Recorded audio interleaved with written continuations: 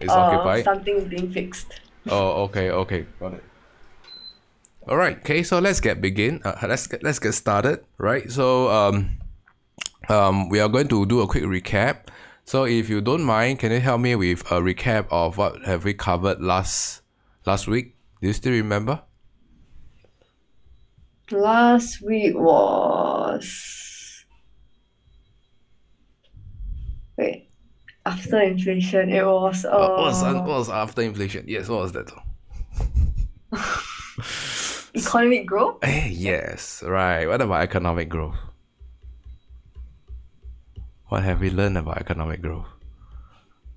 Just throw everything that you still remember without looking at the book. Thanks. Uh, Sustained, Okay. sustainable, inclusive. Three sisters, right? Yeah. Then under sustain is actual and potential. Under sustain will be trend Uh, potential. yeah. What else? Very good. Very promising recalling. um, the effects of economic growth. Did we cover that? Oh, consequences. Consequences, right? Concerns or consequences. Cause or consequence, right? Mm. Of economic growth. Okay, so for the viewers out there, not viewers out there, okay, I just want to point out, okay, there's this specific page that you need to know. Okay, so based on our guidebook, okay, if you're not sure, okay, I will shamelessly promote our guidebook one more time. Okay, meanwhile, please prepare the guidebook. All right, and yes, okay, we want to look out for the okay, this is the page. Okay, what are the cause and consequence? Okay, so a lot of students couldn't understand consequence or cause. Okay, could not interpret the question. Remember, okay, question interpretation is important. Sometimes they will use cause or consequence. Sometimes they will use rationale. What is the rationale to promote economic growth? Then we'll be looking at the benefit side.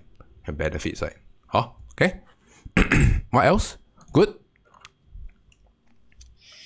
Mm. We touch on one more. Briefly only. Policies? Yes, policies. Have you all learned policies already? No. Right. Okay. So we briefly touch on the concept of demand side policies and supply side policies, right? Yeah. Right. Actually, this period is the best to cover trade, international trade. Okay, but unfortunately, international trade will only be covered in term 2 or term 3. Yeah, because of all the economic sanctions that's happening in Russia. Yeah, you see those like yeah. I was actually reading those just now earlier on. Wow, so much of what we have learned here is actually used in reality. But yeah, unfortunately, none of you have learned trade yet, so I can't go through that. But okay, sorry for digressing for viewers out there. Okay, stay tuned for future topics. All right, so I will be going on with a quiz. Okay, so we will be assessing all your concepts with a quiz. So if you don't mind, I'm going to copy this. Let me see. Link copied. Okay, I'm going to paste it here.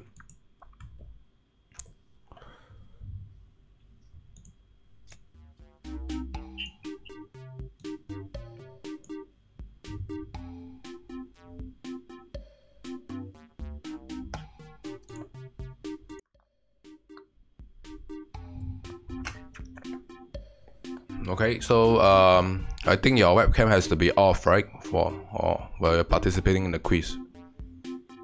Mm. Is there an issue with your webcam? Because I'm using my phone. Oh, okay, sure.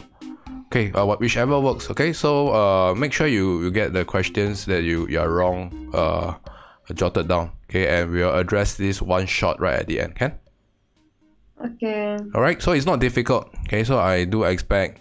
Okay, let's see how it goes. Okay, it's not difficult. It's a normative statement. Right. Okay, so ready? Okay, let's start.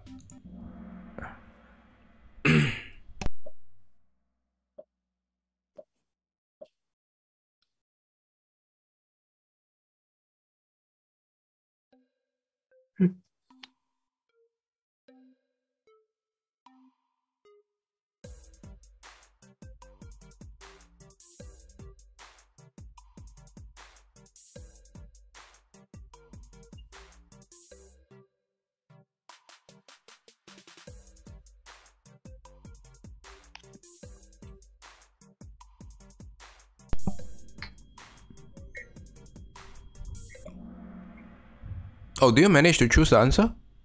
Yep. Oh, okay. I thought you didn't manage to. Okay, great.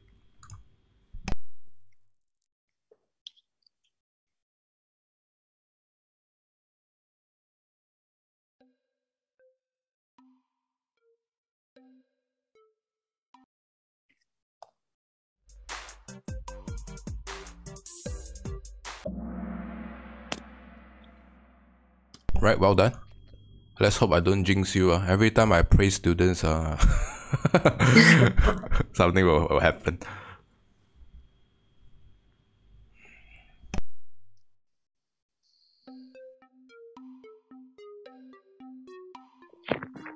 This is tricky.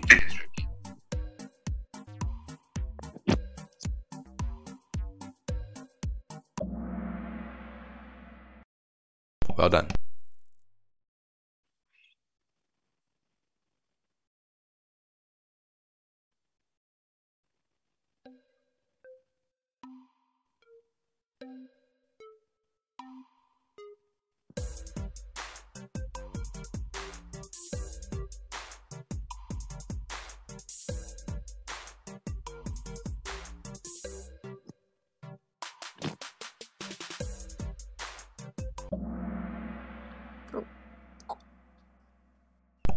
Okay, that is quite uncharacteristic of you. Okay, we'll go through that later. Question 4, right? Okay.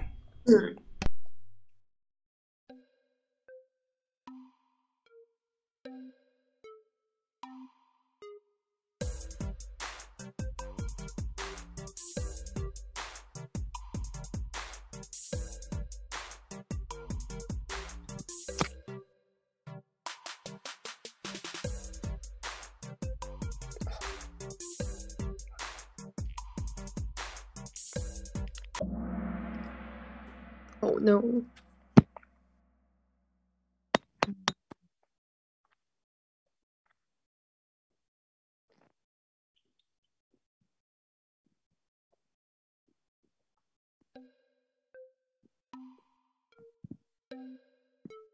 You may have to stare longer at the screen.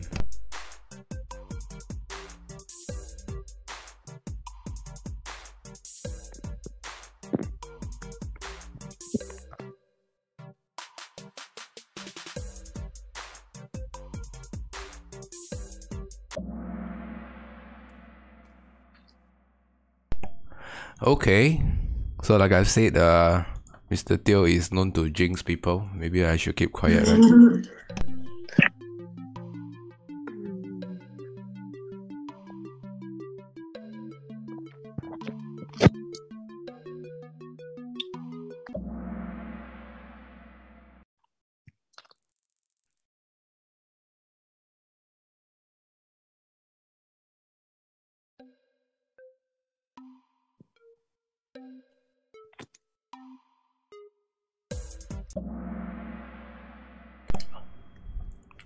Alright, okay, so let's quickly run through which are the questions that you...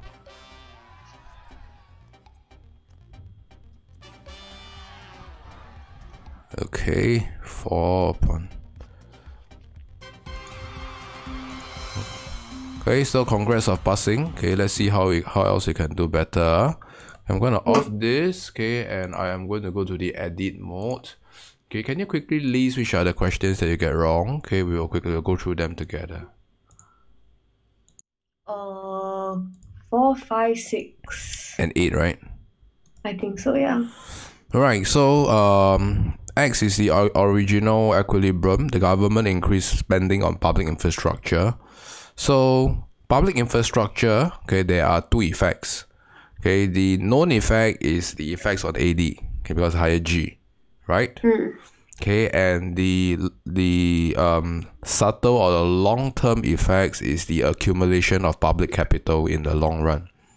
Oh, okay. Okay, so this will cause your AS curve to shift out. Okay, so C is the right answer.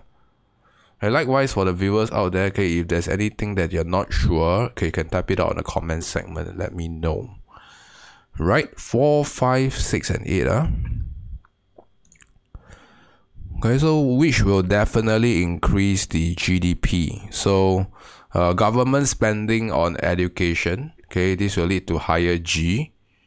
I'm so sorry, the banner is actually blocking, but you can see that. Let me see if I can. Yep. Okay, government spending on education. Okay, this is the correct answer. Okay, so in the long run, okay, it's going to lead to higher G. Okay, higher actual growth. In the short run, is higher actual growth. In the long run, okay, it will lead to potential growth.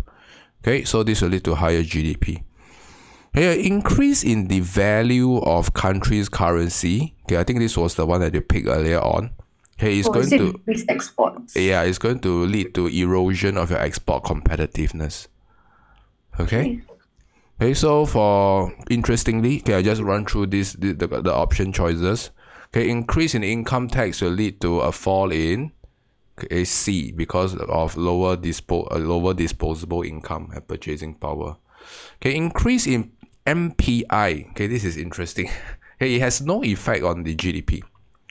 Okay, because okay, this is a multiplier concept.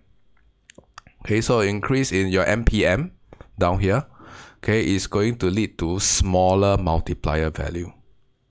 Okay, so your extent of your AD shifting to the right or to the left will be lessened. Okay, but there is no trigger here. Okay, so we'll be covering this in depth. Okay, in especially for the H2 students, I'll be covering this in depth in the multiplier question. Okay, so question 6. This one a bit smaller, all right. Okay, so okay, you want to look out for. I don't need to be any smaller. Yep. Okay, so you want to look out for increase in actual output. Okay, which is a rightward shift in the AD. Fall in potential output, which is a leftward shift in the AS. Okay, so only option C satisfy this condition. Okay, I reckon that's a bit smaller. Okay, so no choice. Okay, question 8 is interesting. Okay, so the way how this question is phrased, you got to suspect that the phrasing is a bit weird. See, it's phrased like this: can only be promoted. Right? So okay, based on such phrasing, okay, if you have done enough quiz down here, you realize that this will always result in a false answer. Not always lah, okay, but most of the time. Okay, so in the future, okay, I will be introducing you policies that demand side policies that have supply side effect. Okay, so demand side policies can have supply side effect. Okay, so the earlier instance that we did on the question on public infrastructure spending, I'm not sure, you see this? Okay, this has a supply side effect. So the original intent is short run spending on AD. Okay, but okay, it will also result in the long run public capital accumulation. Okay, so this is a very good example, okay, of that can be used to illustrate in the last question.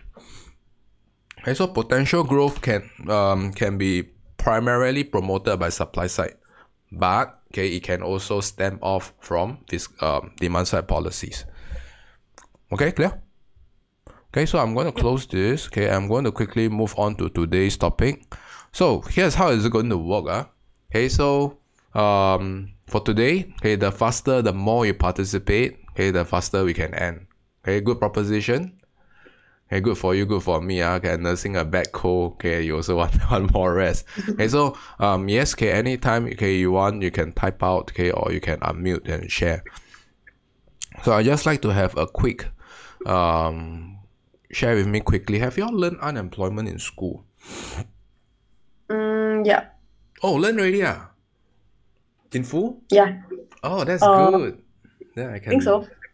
Oh, then that's good. Yeah, I can probably have an easier job. Okay, covering that. Okay, maybe you can share with me what are some of the things that you have learned in school about unemployment that you still recall. Was it recent or was it some time back?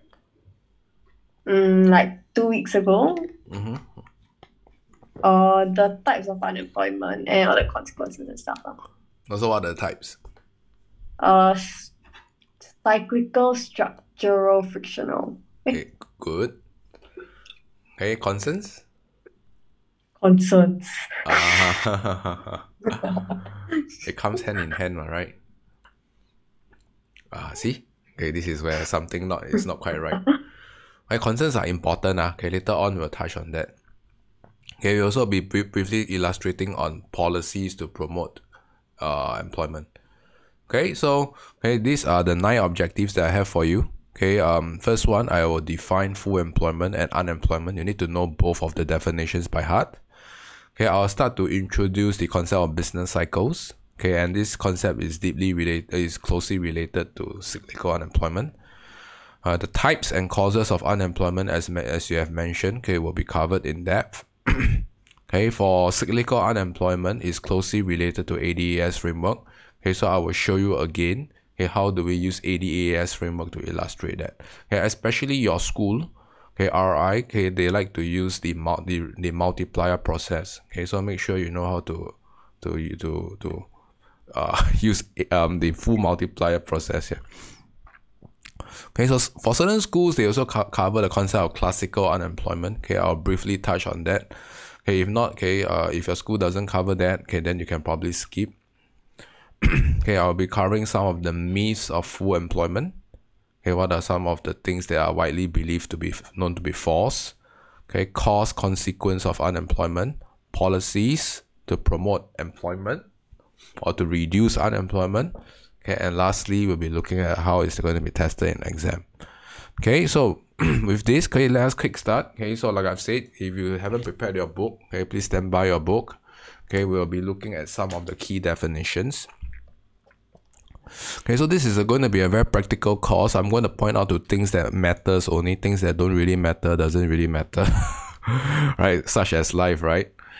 Okay, so let's look at the 4th definition. Today we'll be looking at employment. So there are 2 perspectives. We'll be looking at full employment. Okay, for full employment, from time to time you're expected to define. So you're illustrating employment at the full employment output level, and there is no demand deficient unemployment. Okay, so the hidden assumption here, okay, is that just now you brought up different types of unemployment, right? So if there is no demand deficient unemployment, there must be presence of the other 2. Okay, which is Structural and frictional. Structural and frictional must still be present. Alright, so the better half of full employment is if you flip to page 167, everyone, if you can join me in this activity, page 167. Okay, we will be seeing the definition of unemployment. Okay, so for unemployment, okay, make sure, okay, there are 3 conditions to be satisfied. Okay, so you have to get the definition right. Okay, you cannot afford to bomb this. Okay, sometimes they will ask. So, okay, the 3 conditions to be satisfied.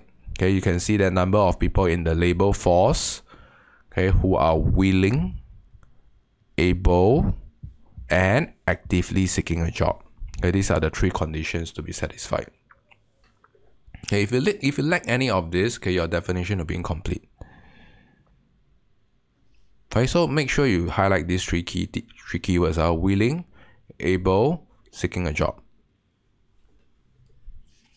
Okay, so I am going to move on to the next objective of a business cycle. Okay, so have your school covered business cycle with you already?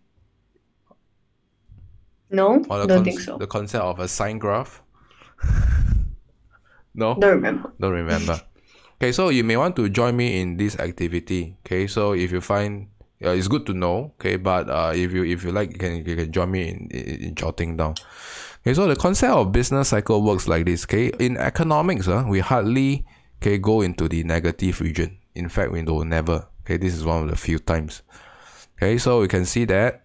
Okay, this is the origin. Okay, and we are supposed to chart this graph. Okay, what are the axes? Okay, so the axis will be GDP and time. Okay, so okay, we realize that business cycle, okay, it is a cycle. So how does a cycle looks like? Okay, so a cycle will look something like your sine graph.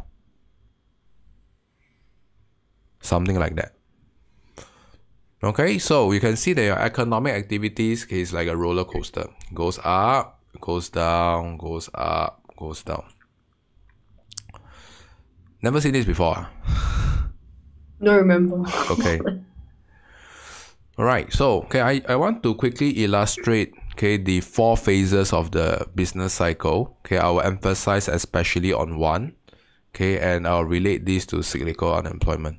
Okay, so first thing first, okay, you do not need to start from the origin. Okay, it's a myth. You can start anywhere. You can start from the negative region as well. Okay, so no need to start from the origin.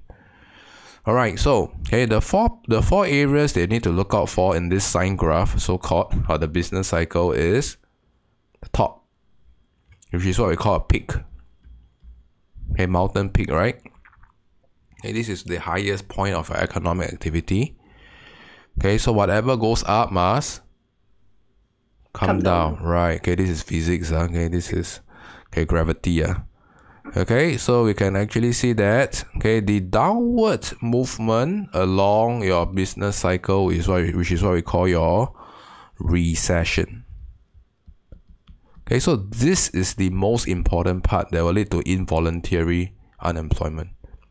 Okay, so you have to pay attention. So this is where the concept of cyclical unemployment comes in.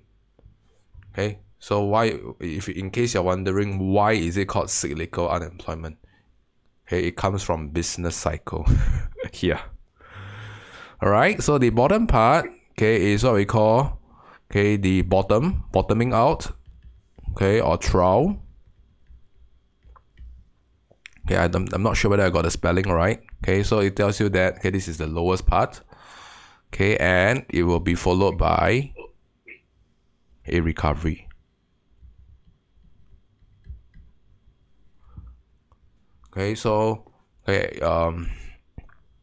you realize that these four seasons, you can relate this to seasons of your what I call weather, right? You start from spring, summer, autumn, winter.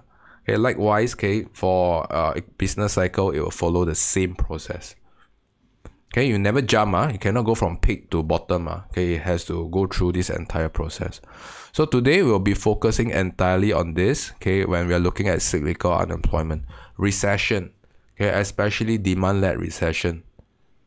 Okay, so with that, I am going to move on, to the causes of unemployment. Okay, let us look at page 85 to 87. Okay, I'll go through the easy one first.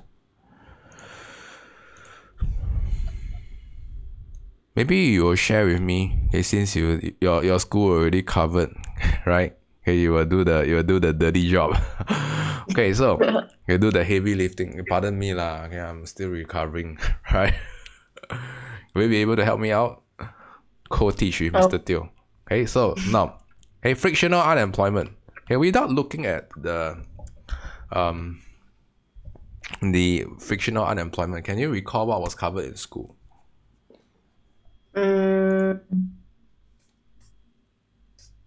It's like people who are it's like in between job finding, I guess. In between job finding? So is this a common phenomenon or is it something extraordinary? Common. Okay, it's common, Alright, so now let's complete this. Okay, so I may need you to pen this down. Okay, there are certain things that I'd like to add. Okay, so I want you to put a slash here. Okay, frictional unemployment, it simply tells us that there's time required to find suitable jobs due to imperfect information. Okay, and on top of that, this is due to normal labor turnover. Normal labor turnover simply tells us that, okay, your workers are in a transition of a job. Okay, so these days, nobody will have a cradle to grave job. Are you familiar with the concept of cradle to grave? No. Yeah, cradle means baby, right? Oh, yeah. Grave means you die. So okay, probably only in the communist era, during the Soviet era, where probably the farmers, okay, they are assigned a job, okay, to to be a peasant, okay, then they have to stick with that. Okay, these days your labor market is very versatile, very flexible. Okay, so okay, in your future career, when you're working, okay, you probably experience up 6 to 8 times, okay, of change of jobs. Okay, but don't change too often. Change once every 2 years. I think it's a good change. Okay, so I just want to touch on a few key concepts. Okay, it's due to normal labor turnover, and okay, in between, okay, the transition phase. This is a transition phase. Okay, the concept of employer and employee comes into the picture. Okay, the employee is looking for a job, right? The employer may have a job opening.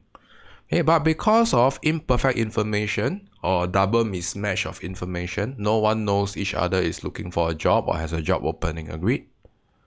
Yep. Okay, so this is what we call a search cost incurred. Okay, there's significant search cost incurred, okay, due to imperfect information. Alright, so in modern days, okay, I was sharing with the earlier batches, okay, or earlier classes, okay, the frictional unemployment could be a little bit more complex. Okay, why is that so? Okay, even though, okay, the employee and the employer, okay, may strike an interview, right? But you do realize that in these days, okay, do employers make hiring in just by one interview? Nope. Okay, they actually go through multiple rounds, right? Okay, depending on what is the title, okay, what is the rank, okay, what is the position they're hiring for. Okay, so all these, okay, is going to add up to time for search costs. Okay, uncovering values between, okay, the employee and the employer. Okay, so I'm not going to go deep into that. Okay, so in a nutshell, the keywords that you want to be concerned about: normal labor turnover. Okay, it's exceptional, is very, very, very normal. Okay, you want to be concerned about there's imperfect information. Okay, and there's search costs involved. Okay, and this kind of unemployment will always exist. Okay, especially my science students can agree with me, right? The word friction tells us that, okay, friction will always exist. Agreed? My art students probably can't catch this. Yeah, I'm not a science student by trade. FYI.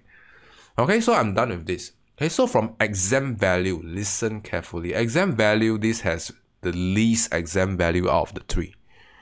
Alright, so always look out for the main two, okay, which is structural and cyclical. Okay, I'm going through the easiest first. Okay, frictional is the least to look out for. Okay, and any others that you encountered in your lecture notes, you can probably shelve them. Okay, probably no need to know. Clear? Yep. Now, your turn. Structural unemployment. Okay, how does structural unemployment arise? They don't have the skills. Okay, they don't have the skills. How come it seems like we're having a conversation at a coffee shop? They don't have. Okay, sure. Okay, next time, okay, probably after today's lesson, you will want to impress your mom, okay, by telling her what you have learned. Okay, not by don't have the skills. Alright, okay, so the keyword, okay, that we want to be concerned about, okay, structural unemployment, is the concept of job skill mismatch. Job skill mismatch. So the job opening and the skill set, okay, that the worker has, okay, does not match one another. So can you give me a good example of a case where they do not have the skills? like factory workers. Then the factory shut down, then they no skills afterwards. Okay, to go into a sunrise sector. So there are key concepts being used here. Okay, sunset, for instance, okay, for viewers who are not familiar with sunset and sunrise, okay, are you familiar with the concept of sunset and sunrise? Yeah. Okay, so sunset means that okay, the industry is not performing well. Okay, sunrise industries are the ones that are okay up and coming. Okay, so in these days, okay, the up and coming industries are what? This a lot of my students are actually very ask me, especially those who collected their A-level cert. They ask me what are some of the tips lah. Okay, so I don't know what is your take on the sunrise industry among your peers? Like all the computer science related stuff. Computing, Yeah. cryptocurrency, Oh yeah, that too. yeah, AI, yeah. So okay, these are the industries okay that are like very sexy, right? Like sunset industries are the ones that see manufacturing. Okay, they are. Okay, so when we move on to for the H2 students, when we move on to international trade, okay, I will emphasize a little bit more on this. Okay, using the concept of theory of comparative advantage. Okay, so that's a story for another day. All right, so the easiest example, okay, is sometimes a phenomenon could have result in okay a massive unemployment okay in a specific sector. Okay, so for instance, okay, we do know that right now there is driverless car, right? Okay, so this technology is still very in its infancy stage, right? It's still not very stable. Okay, but can you foresee which are the industries that it will disrupt, okay, if it is widely adopted, driverless car? The taxis.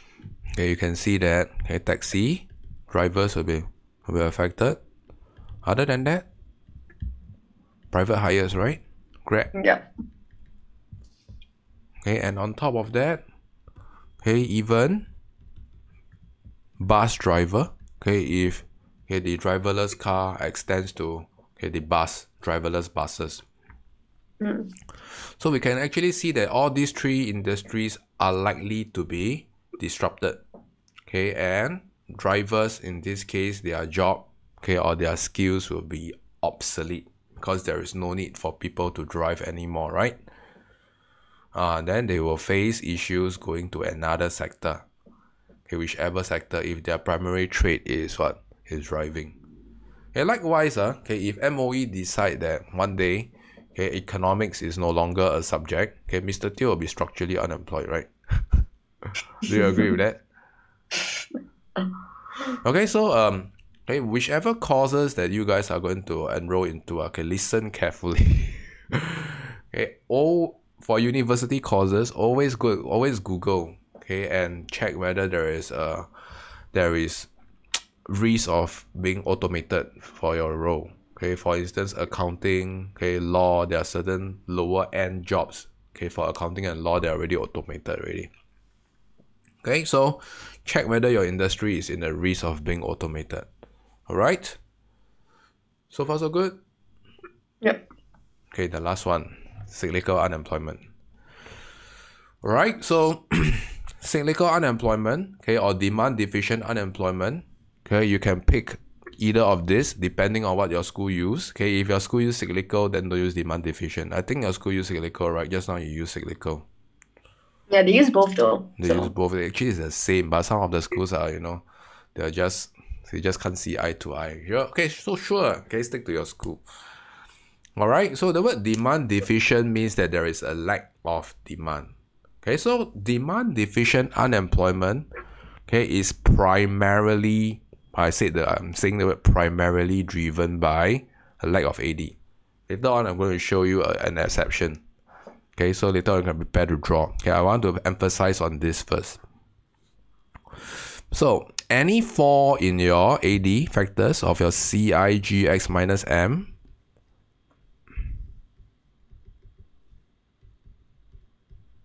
is going to lead to a fall in AD. Okay, so using the latest war, okay, as an example, you realize that there's a lot of punitive sanctions on Russia, right? Okay. Okay, you realize that there's a lot of investments that are going to leave Russia, okay, especially the foreign investments. Okay, this is just a very simple illustration of how, okay, this is going to create, okay, a massive economic problem in Russia, okay, especially unemployment. Okay, it's going to go up for sure. Okay, probably the military will be hiring more, I don't know. They'll be counter hiring more conscripts. Yeah, that's a counter cyclical. Okay, I don't want to digress. Okay, so one thing that is not so good in this book, okay, I want to point out, okay, is the illustration down here. Whenever we show demand deficient unemployment, okay, this is not wrong, okay, the diagram here is not wrong, okay, but the diagram here could be better if you, okay, keep your diagram to the left side here. Okay, especially you want to show fall in actual growth or rise in demand deficient unemployment, okay, it is good to use the Keynesian region.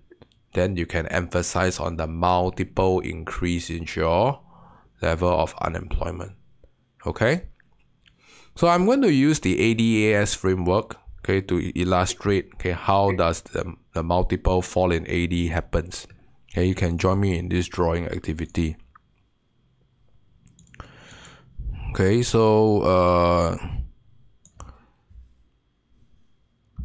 I like to redraw for the viewers out there who is not sure of how to derive this. Okay, and why is there a emphasis on the Keynesian region? General price level, okay, real output. Okay, let's use the example that we used earlier on. Okay, so remember, keep it to the left. Okay, and this is your real national income. Okay, so we can see that as a result of a fall in investment, right, the outflow of investment because of economic sanctions and a poor pessimistic outlook in Russia. Okay, what can we deduce here? What is going to happen to AD? Shift left. Okay, so okay, the very first step, okay, to illustrate using the full ADAS concept, okay, is to deduce the component of AD. Okay, so we have deduced that the component of the AD, okay, if the case study tells you that, oh, there's poor outlook, okay, there's economic sanctions, okay, so this will lead to a fall in I. Okay, so step number 2, okay, get the direction. Okay, direction will be fall. Okay, so this is the easy part. Okay, so we can see that AD is going to shift to the left. Let's call it 0 prime. Alright, so this is the part that it gets tricky. Okay, so remember, okay, you need to state, okay, what happens with an initial fall in AD. Okay, so this will lead to a unplanned inventory. What? Okay, so in this case, okay, when there is a fall in AD, okay, you realize that, okay, your inventory level, okay, is going to rise faster than you like, right? Okay, because there's a lack of demand. Okay, so this is what we call an unplanned inventory accumulation. If there's a rise in AD, then this will be an unplanned inventory depletion. Alright, and you got to relate to, this is the most important part that is related to the ADAS framework, unemployment. Okay, you got to relate to what do producers do. Okay, so producers, okay, when they face, okay, they are saddled with excessive inventory, what do? Do they produce more or produce less? Less. Okay, producers will produce lesser.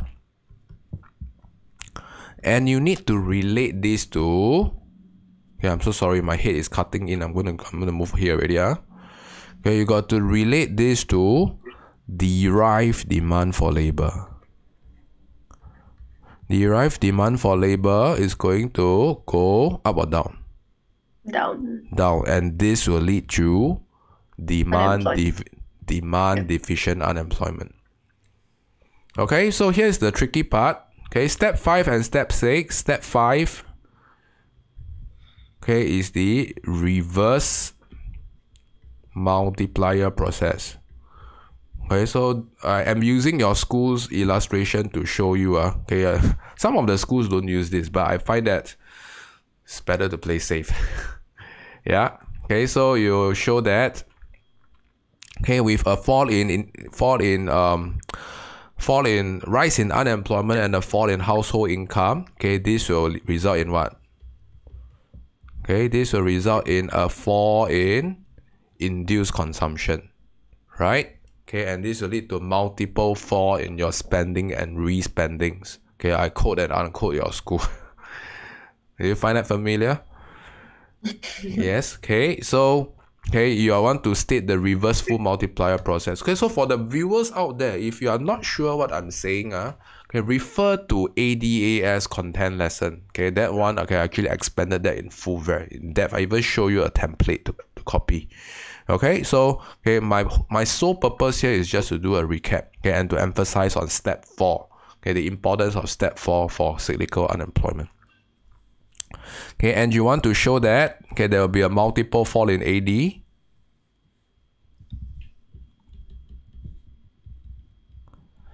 Okay, and I want to show you how to relate to step 6. Okay, so after going through the reverse multiplier process, you got to state your objective. So if your objective is to illustrate the problem of unemployment, okay, then okay, you got to illustrate this gap. Do you see this gap? Okay, so you're going to illustrate that unemployment will worsen from Y0 to Y1.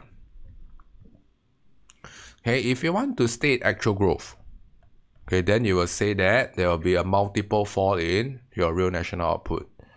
Okay, your actual growth will fall from Y0 to Y1. Okay, it's all about relating to the diagram. Very, very important. Okay, so we must get the multiplier process right here, okay, for the viewers out there who are not sure. So I'm going to state some rules on when to use this framework and when not to. Okay, because when I was looking through all your script, okay, I realized that some of you are using this framework indiscriminately, okay, and this shouldn't be the case. Okay, so you only use this framework, okay, when you are attempting an essay question. Okay, otherwise don't use this framework. Okay, because it's too extensive already. Clear? Okay, later on, it's a short answer question. We'll see how that goes. Okay, so to quickly relate back to this how the importance of cyclical unemployment. Okay, step 4 and step 6 is the most important. Clear? Okay, so I'm going to move on to the concept of classical unemployment. Classical unemployment, okay, as I've covered earlier on, is going to matter for certain schools, okay, but if you're not sure, you may want to join me in copying this down in the book. It's not in the book. Some of the schools deem this to be important. Some of the schools deem this to be not important. Okay, so, okay, you can join me. Price, no, this is not price. Okay, so we'll be using, okay, a concept that we have learned in your first year, okay, which is what we call your labor market. Okay, I'm not sure whether you still remember. Your y-axis will be your wages. Okay, x-axis will be your employment.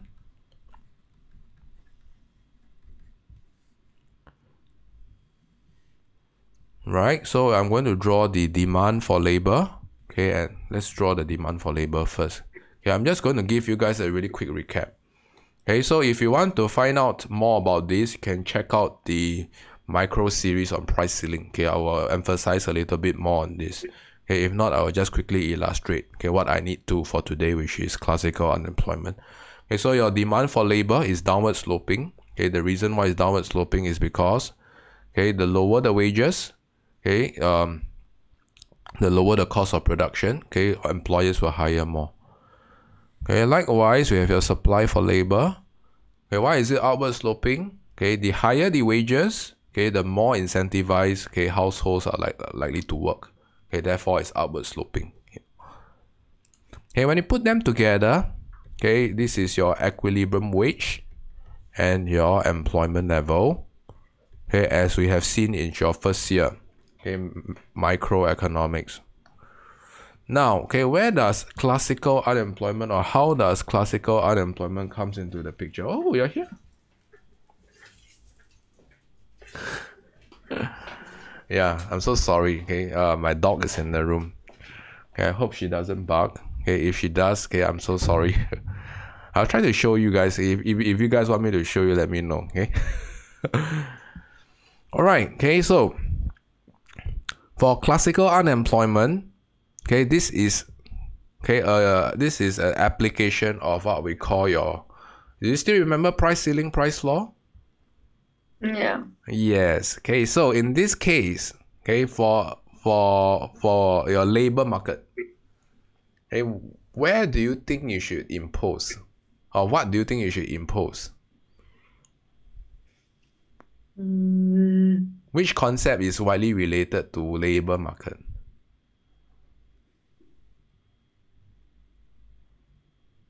Wage, that's related to wage. Oh, minimum wage. See, minimum wage, you know, right? So minimum wage is a form of wage ceiling or wage floor. Floor. Okay, wage floor. So if it's a wage floor, okay, should it be on top or below your equilibrium wage? On top. On top.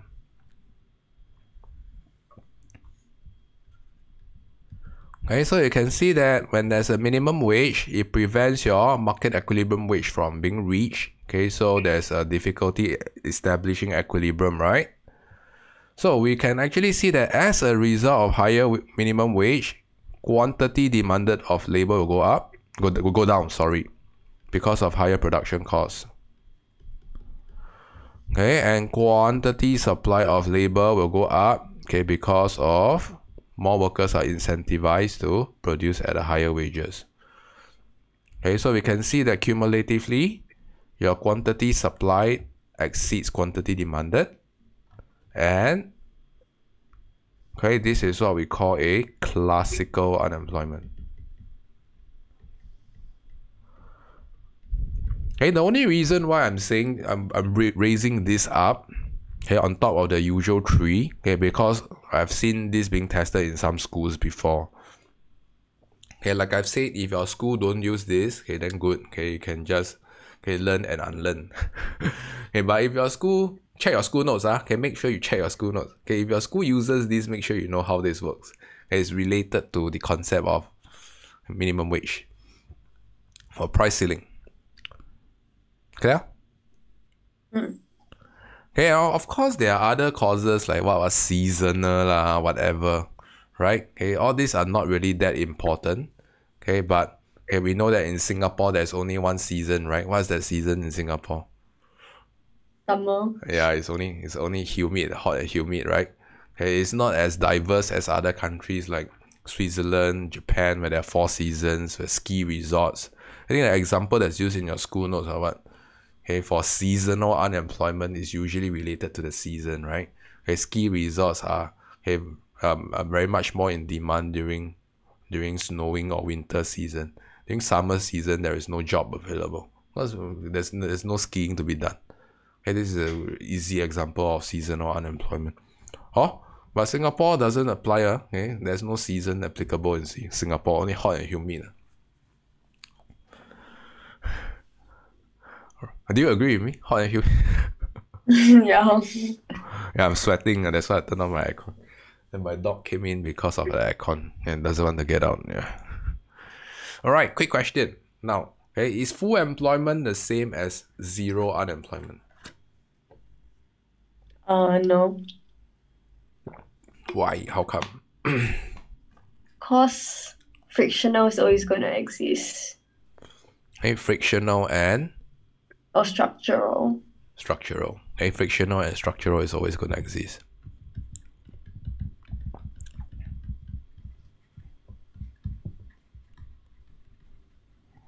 Alright, okay, I want to go through another variation of cyclical unemployment. Okay, I'm so sorry, I forgot.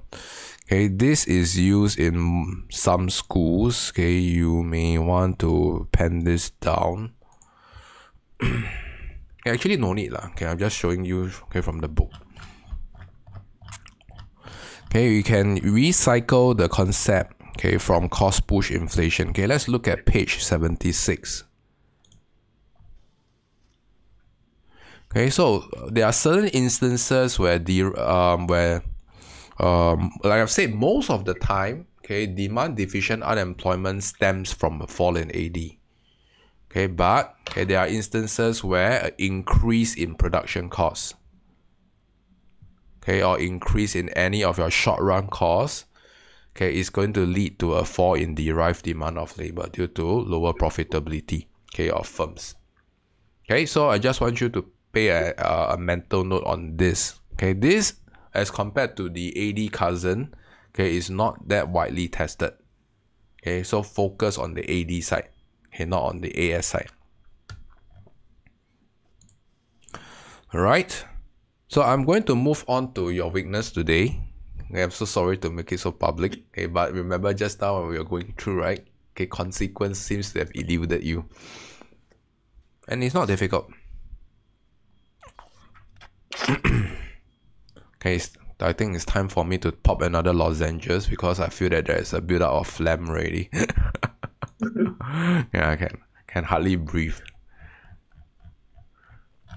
So I want to move on to, do you know which page is that? Yeah, page 87. 87. Great. Alright, so when we cover consequence, cause, concerns of unemployment, you can put a slash, consequence, cause, concerns. From your school notes perspective, how to revise? Like I said, always break them down into the three economic agents: consumer, producer, government. Know one of them by heart each. And notice that there's a paper clip here. So you also need to know the reverse of consequence, concerns, and cause. The reverse would be known as the benefits of achieving full employment. So you just need to know one set. And when the question tests you, you got to know whether they're asking about consequence or benefit. And you got to use the correct reciprocate lingo to address. So I'm just going to cover one. The one that is often used is government. They ask you, why is government concerned about unemployment? Why? So you have to look out for a few things. Number one, tax revenue. When there is unemployment, people, for instance, for consumers or household, do they pay or do they render income tax? They don't, right? Because they are unemployed. So on top of that, you can see that for countries with welfare spending means what? It means unemployment benefit. So if there's a rise in unemployment, what happens to welfare spending? Increase. So this is a double whammy for the budget for the government. Tax revenue goes down, government spending goes up. This will worsen the deficit. So on top of worsening the deficit, you can illustrate on its inability to spend on other areas like public infrastructure. It's not able to maximize welfare elsewhere like healthcare. Because merit good. You can talk about these points. So this is an exceptionally powerful point, that I hope everyone here can take away for today, in terms of consequence of unemployment to the government. Why is government concerned about unemployment? So for my students, anytime that you're not sure how your school notes is charted out, you just take a snapshot, and send it to me. I'll explain. I don't find any value going through one by one. I just want you to note how are school notes being structured, okay, always go through the 3 economic agents. Know the first point. Okay, if your school notes is pretty decent, the first point is the important one, right? They probably wouldn't put crap points as the first point. Yeah, so or you identify a point that you can resonate with. Why is that so? Especially for the H2 students, most of the time, if it's tested in essay, okay, then you won't have a preamble. You need a ready point. Then you can just plug and play from your lecture notes. Right? Right, policies to correct unemployment. So remember, okay, there are 3 causes of unemployment, right? So, okay, how do we correct frictional unemployment?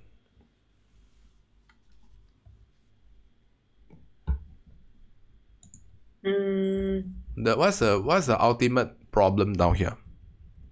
Imperfect information. Okay, so how do we address imperfect information? Not asymmetric. A lot of students digress to asymmetric. No need.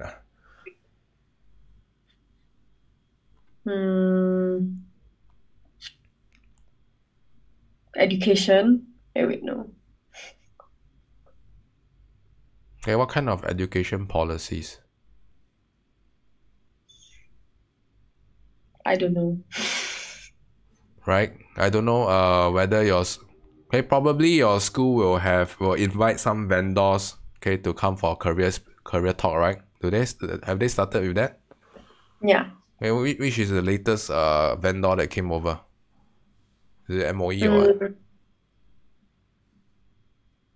I forgot. It's like optional. You can sign up one. Yeah. So all those are actually all these talks are actually talks to reduce frictional unemployment. Agreed? It helps you to make informed choices. Okay, whether public service is for you.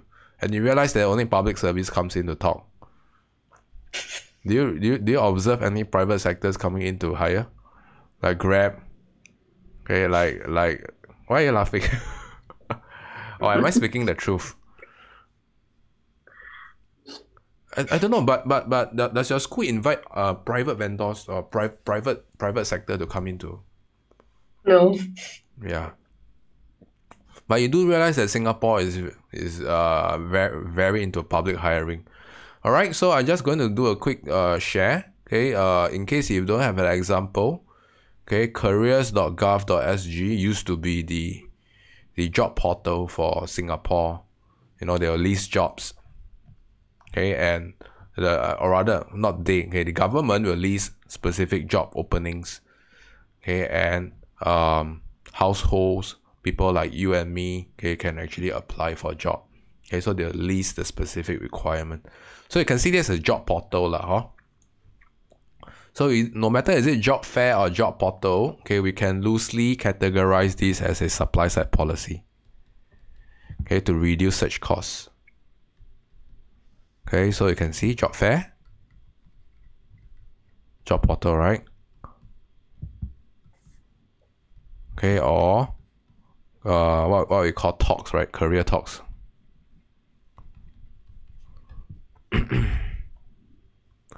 Yeah, honestly, there are certain sectors that there's evergreen one, right? There is no need to promote, like what, like law, right? Yeah, sure. Like medicine, right? No need to promote. People will automatically go there.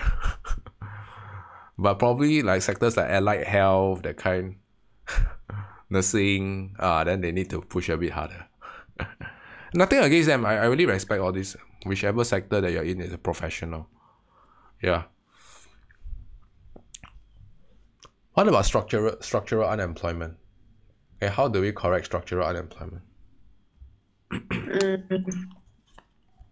By equipping them with more skills. I know Skillshare. Skills what? Skillshare? Is that it? Skills Future, you mean? Oh yeah, Skills Future. Oh my god, yes, that.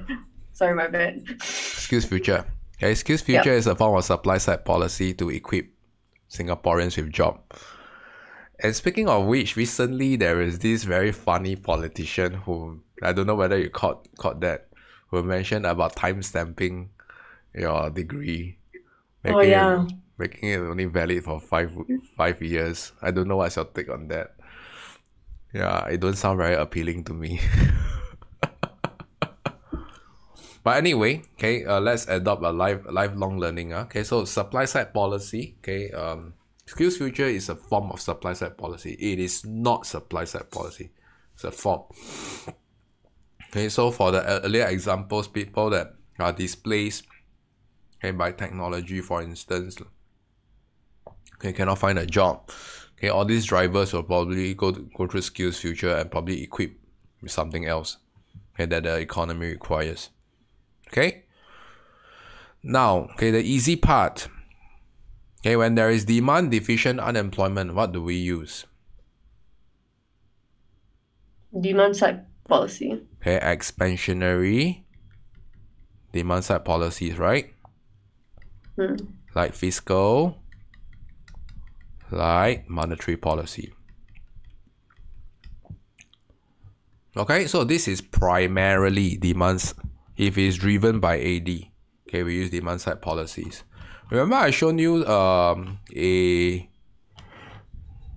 illustration earlier on, okay, of the less likely tested variation of demand side policy, demand deficient unemployment that's driven by higher production costs.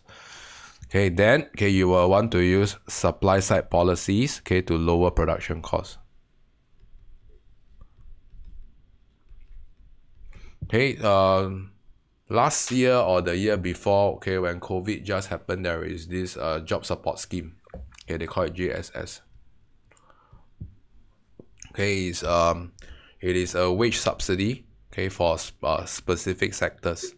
Okay, especially sectors that are hit the most. Okay, they will receive the most job support scheme or wage support scheme. Okay, so you can look deeper into this. Okay, with that, okay, I'm going to quickly wrap up with how exam is likely to be. Okay, so know the consequence, cause, and concerns of unemployment.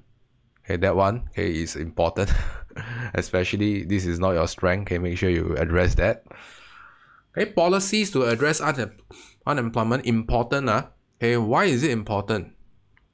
Every time when unemployment is tested, okay, there is a high chance that students, okay, they will toss away whatever that is covered here, okay, and they will just go ahead to treat the symptoms of unemployment.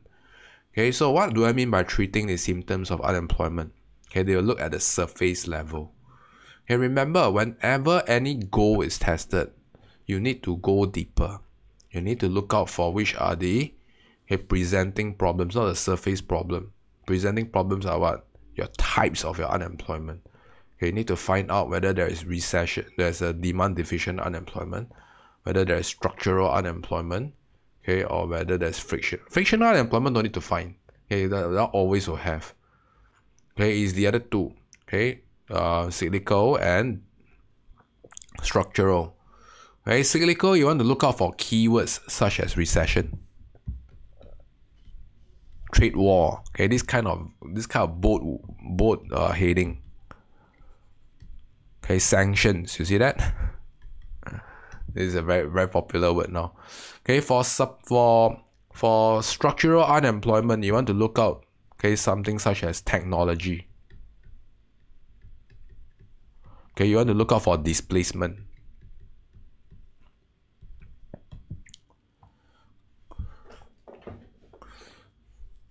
Okay, and once you identify the root problem, then you can propose the correct policies. Okay, so if it is demand side, we use demand side policies. If it is structural, we use supply side policy. Clear? Okay, don't prescribe the wrong medicine to the patient. You kill the fella. Okay, so okay, conflict of goals. Okay, conflict of goals, okay, is an ending topic that I will stitch nicely with once we learn all the macro goals. Okay, so okay, we will be learning what are the trade-offs, okay, when we achieve certain goals. Okay, so in the future, okay, I'll be sharing with you, okay, that full employment come at the expense of demand pool inflation. Okay, full employment come at the expense of worsening of your balance of payment. Okay, so this will be tested in the future. Okay, so pay attention to that in the future. Okay, I'll be covering somewhere at the end of term 2. Questions? No. Alright, so let's go for a short break. When you're back, turn on our webcam. Okay, we can start with the time practice and we can call it a day. Okay? Okay.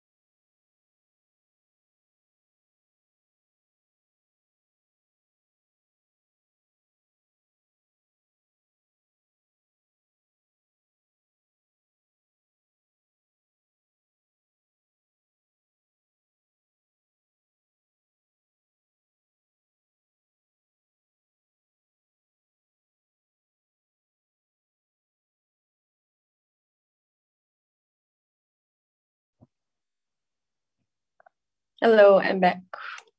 Okay, great, thanks. So do me a quick favor. Okay, are you seeing the correct question? Yeah, but I don't think I can on my camera while I look at it. Wait, does it work? Is my camera on if I exit? No, but it's fine. Oh, Okay, you can just proceed to do the time practice on your own. okay. You do not need to turn on your webcam. Okay, but are you seeing the correct question? Development in EM and AM in emerging and advanced economies. Uh,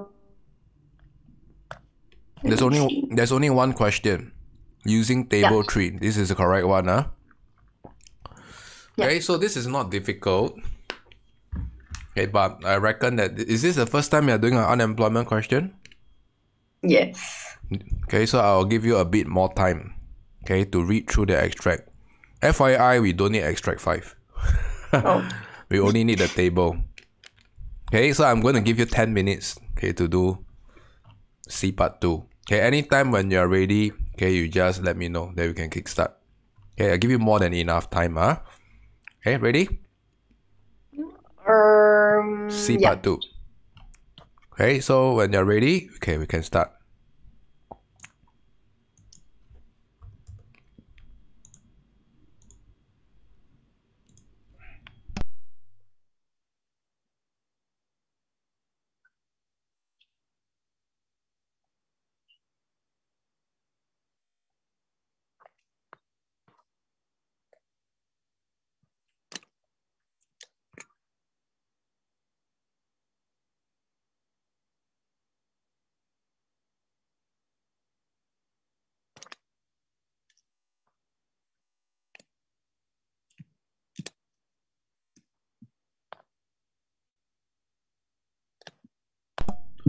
I'll put you on mute first, lah.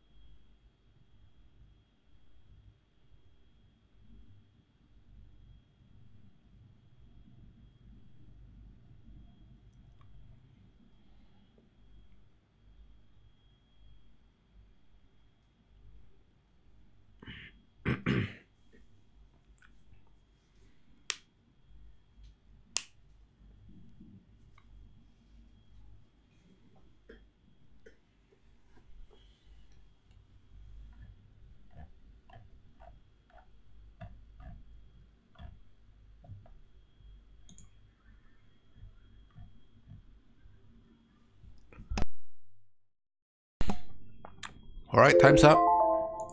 Stop writing. Right, so let's join me in this analysis part. It's not difficult. It's a very short question. So if you like, you can prepare your correction pen with you. Okay, now, I'm going to leave the stage to you. How did you approach this question? I mean, I see a cyclical. Okay, for which country? Brazil and United Kingdom. So both of them are facing the same problem? Yes. Okay, why is that so? I see the BOP current account is in the deficit. So like the net exports Okay. are in the negative, then like a default. Okay. Yeah, then accumulation of inventory, then firms will step down production, then decreases demand for labor. So both of them face the same issue. Yeah. Okay, good guess. So from the exam perspective,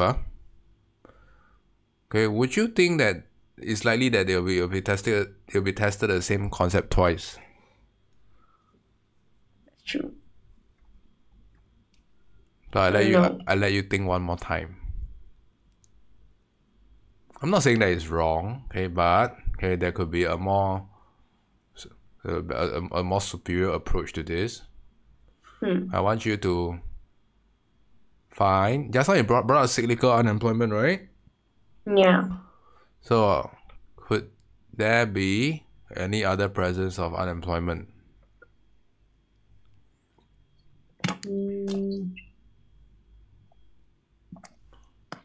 See, this is what happens when you don't print out the question paper. And Mr. Teo knows, right? Some people call me the prophet.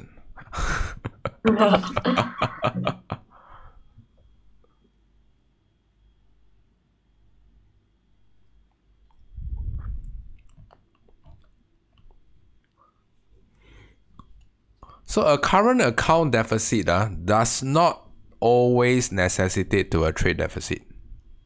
Oh. Yeah, because there are other accounts in the current account. Okay, such as unilateral transfers, that kind of thing. Okay, so we haven't covered current account balance yet. Okay, so now putting current account balance aside, can we use the other indicators, okay, to form a picture of these two countries?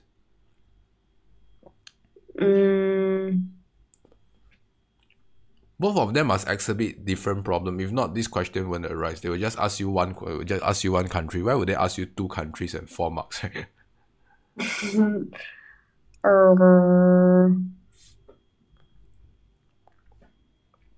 Real GDP growth rate. Okay.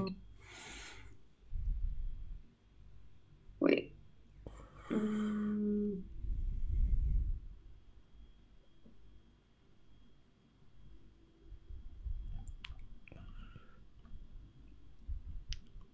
Right. Okay, so probably let Mr. Teo take over. Okay, you can look at how to further use the data. Okay, so based on your approach, okay, you probably can get 2 marks. Okay, but it's not a very convincing 2 marks. Okay, because both countries exhibit a current account deficit. Okay, and if you relate to trade, sure. Okay, so you probably get 2 marks. I'm going to show a better approach to this. Okay, you can turn on your webcam to join me. Okay, just look at my screen. Alright, so remember, always look out for structural and cyclical. So when figures are presented to you, okay, it's quite likely that cyclical is present. Okay, but how can we actually deduce whether structural is there? Okay, so this is where we look deeper. And we can see that the unemployment rate for UK and Brazil are pretty much the same. Do you see that? 6.6, 6.7 and 7.8. I mean, UK is higher lah, right? But we can see that let's look at the first and the third row, real GDP growth and inflation. Okay, we can see that Brazil, okay, is growing faster or slower than UK. Faster. Okay, and the inflation rate is also faster than or slower than UK. Faster. So let's say from the ADAS perspective, okay, where do you think is the position of AD for Brazil as compared to UK? Higher, intermediate. Intermediate region, right? Or somewhere higher to the right hand side as compared to UK, right? Okay, so we can form a logical. If you look at UK, okay, the growth is substantially lower. Okay, and there is a more subtle or lesser inflation. Okay, so we can build a story here. Okay, for Brazil is growing faster. Okay, like what you mentioned earlier, it's likely to be an intermediate region. Okay, so when when your resources are more or less utilized, and yet we have a very stubborn or high unemployment rate, then okay, we can look into what? Okay, it's likely to be structural unemployment, because no other source of unemployment are there already, right? We already addressed demand deficient unemployment already. Okay, so the key concept that is tested here, okay, is the concept of, okay, please pen this down. The key concept of, suddenly I can't recall. Spare capacity. Okay, so you want to deduce, okay, which part at where are you producing at along the horizontal part of AD. Okay, so you want to deduce that Brazil is experiencing a structural unemployment, okay, because they already experience very high growth rate and high inflation rate. So okay, spare capacity is likely to be exhausted, or we are already producing at full employment output. So by elimination, okay, the remaining unemployment must be attributed to structural unemployment. Got it? Okay, so this is by elimination. Oh, okay. Okay, so for UK it's fairly straightforward. Okay, because of very low growth, okay, and very subtle or very low rate of inflation, it is likely that there is a lot of spare capacity. I'm so sorry, my head is blocking. Spare capacity, and therefore, okay, there is likely to be presence of demand deficient unemployment. Okay. So it's all about using the first and the third row, okay, to illustrate. I'm not saying that the fourth is not, okay, but the fourth is a bit far off, because you got to make assumptions that it is due to a balance of trade deficit for the H2 students. Okay, and it will lead to the same outcome, which is unlikely to be present, which is an inferior approach for this question. So remember, okay, always address scope. 4 marks, okay, 2 sources of unemployment cannot be the same. Huh? Okay. Alright, so with this, okay, we are doing well on time. Okay, so if you have any questions for me, okay, please stay back and ask me. For the viewers out there, likewise, if you like, okay, this clip, okay, please like this video and subscribe to our channel. Okay, and if you have questions for me, please drop it under the comment segment. Okay, so with that, okay, I will see you next week.